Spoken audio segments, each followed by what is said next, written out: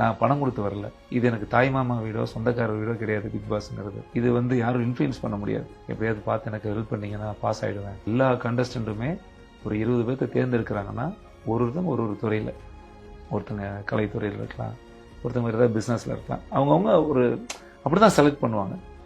10 முட்டாளை பிடிச்சிட்டு வந்துரு, 2 அறிவாளியை பிடி, 3 பேர் அழுகிறவனை பிடி, 4 பேர் சண்டை போகிறவனை பிடின்னு அப்படி தேட மாட்டாங்கன்னு நான் நினைக்கிறேன். ஸோ அப்படி வர்ற கண்டஸ்டன்ட்குள்ள ஒருத்தங்க ஒரு ஆள் சொல்லும்போது 5 வாரமா சொல்றோம் இருக்கானே, 7 வாரமா சொல்றோம் இருக்கானே, அப்படி சொல்றது உங்களை வெளியே அனுப்பணுன்ற காரணத்துக்காக மட்டும்தான் இருக்கு. ஒரு 4 பேர் சொன்னாங்கன்னா அது மீதி இன்ஃப்ளூயன்ஸ் ஆயிடும்.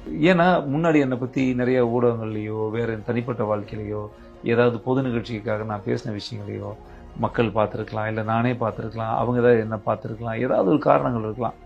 ஆனா எனக்கு கோபம் எதுல வரணுங்கிறத நீங்க தீர்மானிக்க கூடாது.